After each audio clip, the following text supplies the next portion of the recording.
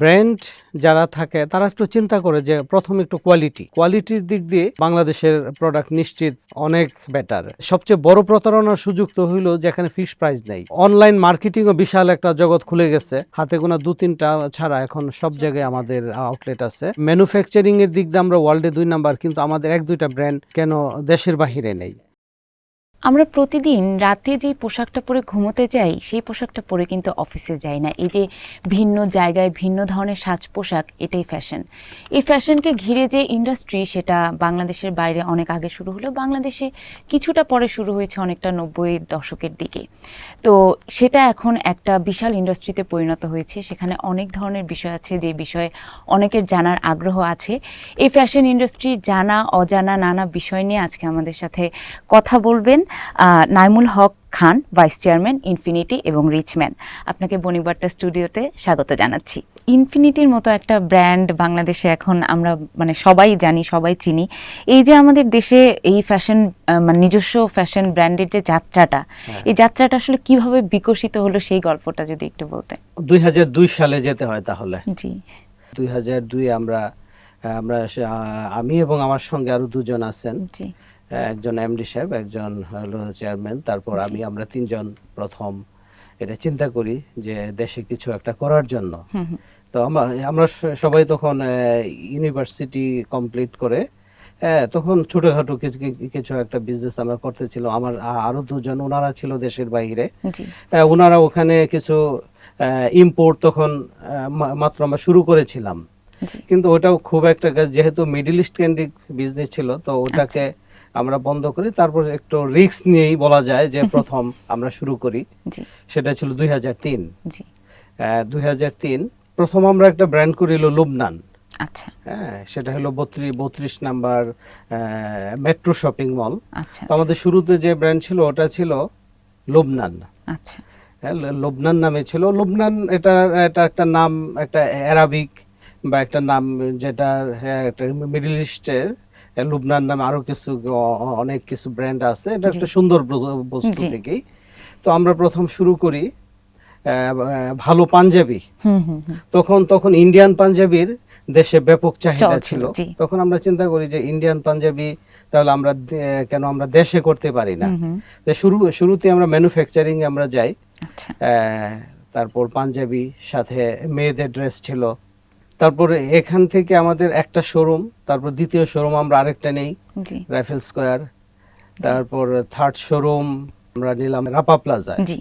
তারপর সেখান থেকে দেখলাম যে আসলে শুধু পাঞ্জাবি এবং লেডিস ওয়্যার কেন্দ্রিক এটা খুবই ছোট মার্কেট, কিন্তু আমাদের প্ল্যানিং তো বিশাল। যেহেতু এখানে আমরা তিনজন, আমরা খুব সিরিয়াসলি অনেক কিছু ভাবি, তো চিন্তা করলাম যে তাহলে আমরা আরো বৃহৎ পরিসরে আমরা কিছু চিন্তা করি। তখন আমরা চিন্তা করলাম যে একটু আড়ং এর মতো কিছু করা যায় কিনা। কিন্তু আড়ং তো শুধু ট্রেডিশনাল ওয়্যার নিয়ে কাজ করতেছে। তো আমরা এর মাঝে দেশের বাহিরে দেখলাম যে western dress, western fusion, traditional সব মিলে যে ওয়ার্ল্ডে যে বড় বড় ব্র্যান্ডগুলো আছে, যারা H&M, আরো অনেক ব্র্যান্ড আছে যেগুলোর আজকে থেকে আরো 50 বছর আগে থেকেই আছে, কিন্তু আমাদের দেশে তো তখন সেরকম কিছু দেখা যাচ্ছিল না। তারপর চিন্তা করলাম যে একটা মেন্স ওয়্যারের ব্র্যান্ড করি। তখন মার্কেটে তেমন কোনো ব্র্যান্ড ছিল না। ক্যাটসই তাদের 4-5টা শোরুম ছিল। সিল নামে একটা দোকান ছিল। শুধু দেখতাম যে মানুষ আস্তে আস্তে রেডিমেড পোশাকের দিকে মানুষ যাচ্ছে। যেমন তার আগে তো মানুষ সবাই দর্জির ঘরে, দর্জির দোকানে কিনে বানাতে, যেমন এলিফ্যান্ট রোডে তখনকার সময় স্টার টেইলার্স, ফক্স ছিল, এরকম অনেক ছিল, টেইলার্স ছিল, যে সবাই টেইলার্সেই ভালো প্যান্ট শার্ট বানাতে যেত। তো আমরা চিন্তা করলাম ঠিক আছে তাহলে আমরা একটা মেন্স ওয়্যারের ব্র্যান্ড করি।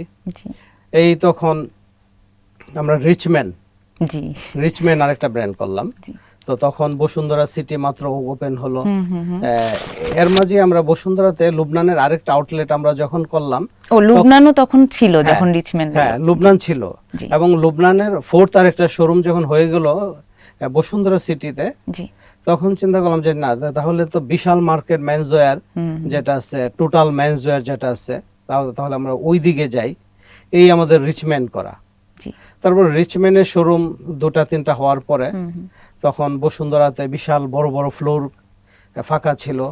তখনকার সময় আমরা একটা রিস্ক নিয়েই বসুন্ধরা 7 তলায়, জি। তখন ওই ফ্লোরটা সম্পূর্ণ খালি ছিল। ওই ফ্লোর ছিল মোর দেন 1 লাখ স্কোয়ার ফিট।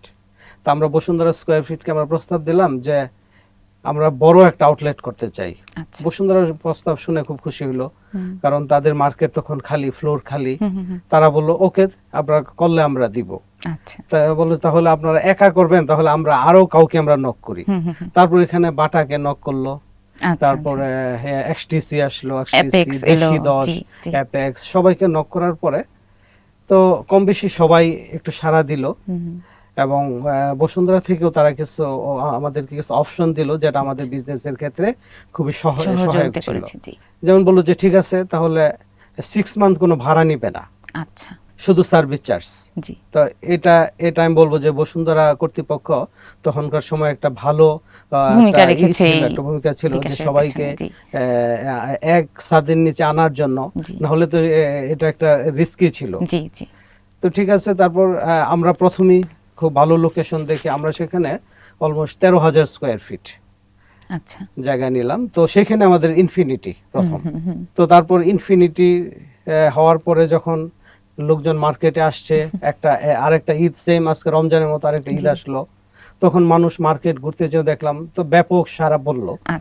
মোটামুটি বসুন্ধরা কর্তৃপক্ষ তারাও ব্যাপক প্রচার দিল, আমরা নিজেরাও অ্যাড বিজ্ঞাপনে গেলাম, মানুষেরও ব্যাপক চাহিদা আসলো। এই তো এইভাবে করে আসলে প্রথম যাত্রা শুরু হলো, তৈরি হলো। কিন্তু আমাদের এখানে একটা ধারণা ছিল সে সময় থেকে যে একটু স্টাইলিশ, একটু ভালো কাপড় মানে বিদেশি ব্র্যান্ডের দিকে আমরা ঝুঁকে পড়তাম। সেখান থেকে ধরেন তরুণ থেকে শুরু করে প্রবীণ সবার আকর্ষণটা আপনি আপনাদের দিকে নিলেন কি করে, দেশের ব্র্যান্ডের দিকে নিলেন কি করে, মানে এটা কতটুকু চ্যালেঞ্জিং ছিল? আমাদের যে এই পোশাক সেক্টরের এবং রিটেল মার্কেটটা একটা সময় সম্পূর্ণ ইম্পোর্টের উপর ছিল। আমরা সবাই থাইল্যান্ডের বাচ্চাদের কাপড় কিনতাম, চায়না কাপড় কিনতাম, ভালো ভালো polo shirt, T shirt, pant, এগুলোর জন্য আমরা অনেকে তখন পলোয়েল কেন্দ্রিক বা ইম্পোর্ট কেন্দ্রিক আমরা সবাই ছিলাম। তখনকার সময় মূলত দেশি ব্র্যান্ড তখন ছিল না।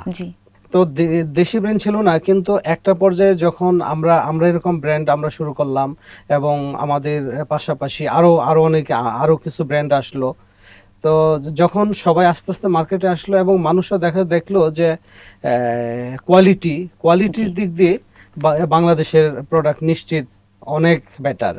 হ্যাঁ, এমনকি এখন তো চায়না প্রোডাক্টের দিকে তো মানুষ, আমি বলবো যে একেবারেই এখন আর যাচ্ছে না, কারণ যেহেতু বাংলাদেশ ওয়ার্ল্ডের বড় বড় ব্র্যান্ডের কাপড় তৈরি করছে। হ্যাঁ, আপনি হুগো বস বলেন, আরমানি বলেন, আরো যত বড় বড় ব্র্যান্ড আছে সবার পোশাক বাংলাদেশে হচ্ছে।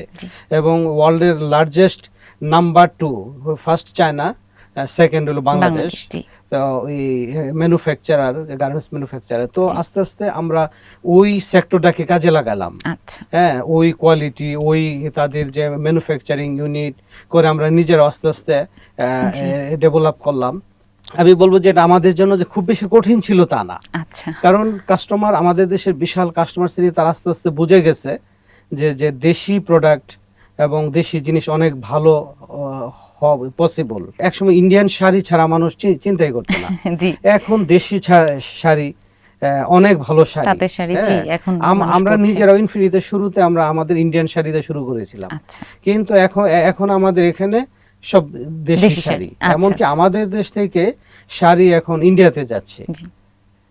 তো সেক্ষেত্রে যে এটা একটা বিশাল অর্থনীতির ক্ষেত্রে বিশাল ভূমিকা রাখছে, যেটা আমার সঠিক পরিসংখ্যান নেই, কিন্তু যেটা যে পোশাক সেক্টরে শুধু রমজানেই মোর দেন 10,000 crore সেল হয় এখানে, এবং আর ওভারঅল অন্যান্য সেক্টর মিলে এটা তো আরো অনেক বেশি। তো এটা তো একটা সময় ছিল ইম্পোর্ট বেস, এবং মেজর ইম্পোর্ট হতো ইন্ডিয়া থেকেই, কিন্তু সেটা এখন আমার মনে হয় যে 90% বা 80% এখন এটা দেশি ম্যানুফ্যাকচারিং হচ্ছে, এবং this quality is more than others imported product.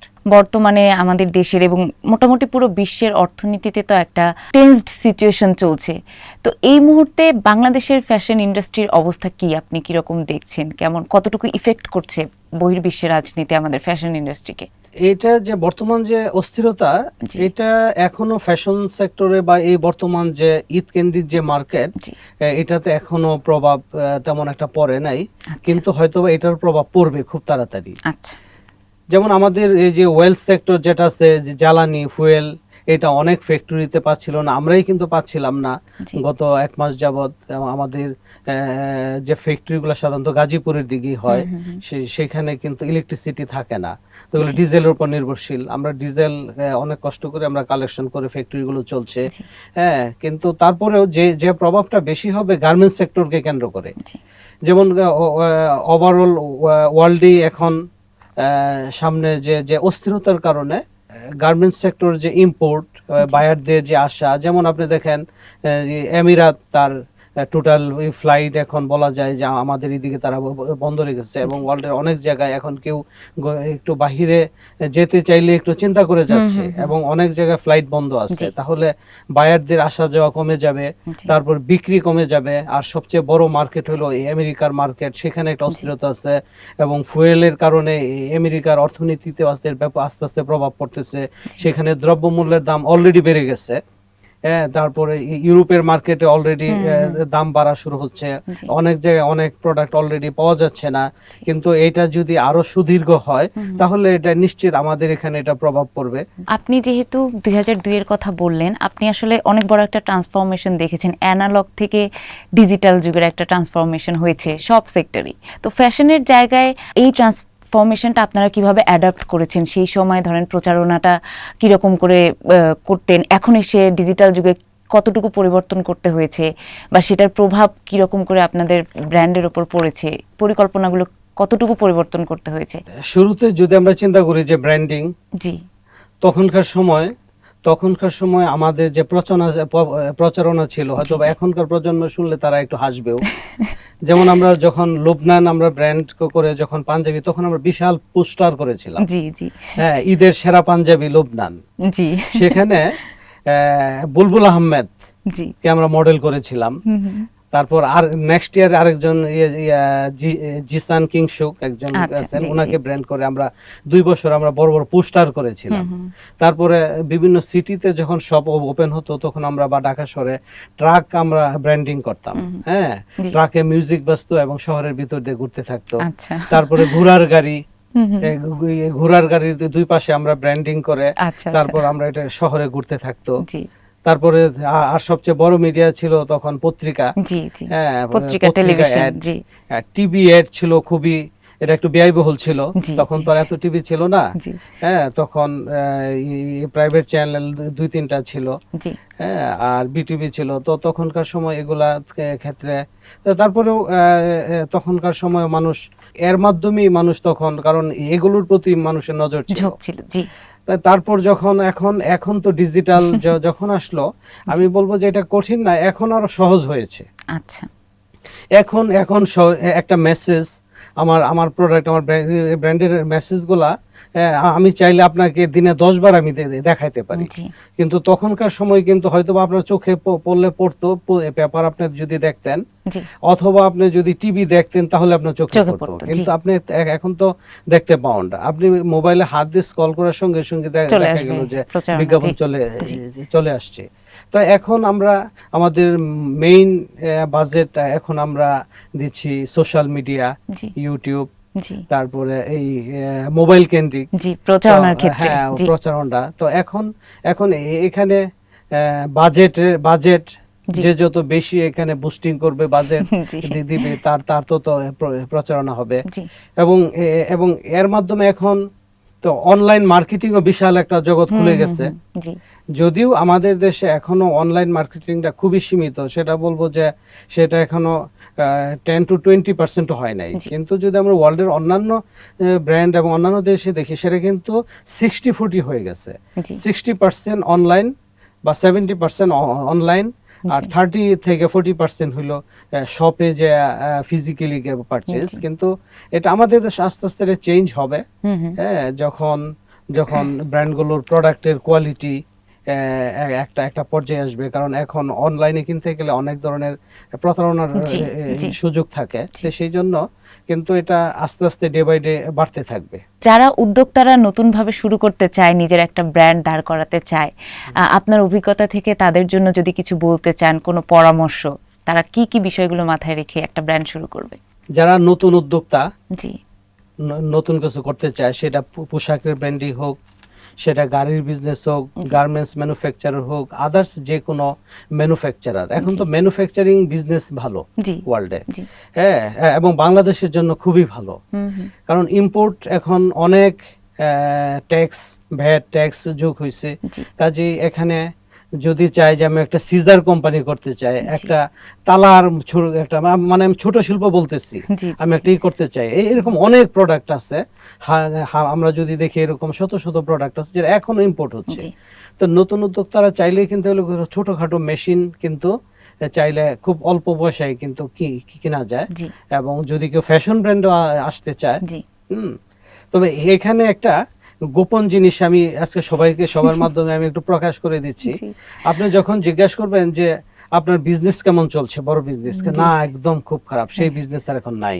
জি। হ্যাঁ, সেটা পোশাক সেক্টরে হোক, গার্মেন্টস সেক্টরে আপনি জিজ্ঞাসা করবেন, না বিজনেস তো ছিল 90-এর দশকে, 80-এর দশকে, কিন্তু না, যুগে যুগে বিজনেস সবসময় ছিল, সবসময় থাকবে। জি এবং নতুন উদ্যোক্তা, নতুন ব্র্যান্ড সবসময় হয় এবং সবসময় হবে। হবে। জি হ্যাঁ, প্রথম এইটা মাথায় রাখতে হবে যে না, এখন তো ইনফিনিটির ব্র্যান্ড বা তারা তো শোরুম করে ফেলছে অনেক, তো আমরা আর এখন পারবো করে না। কি করব? জি আমরা এরই মধ্যে আমরা দেখতেছি যে অনেক ছোটখাটো ব্র্যান্ড হঠাৎ করে মার্কেটে আসছে, হুম।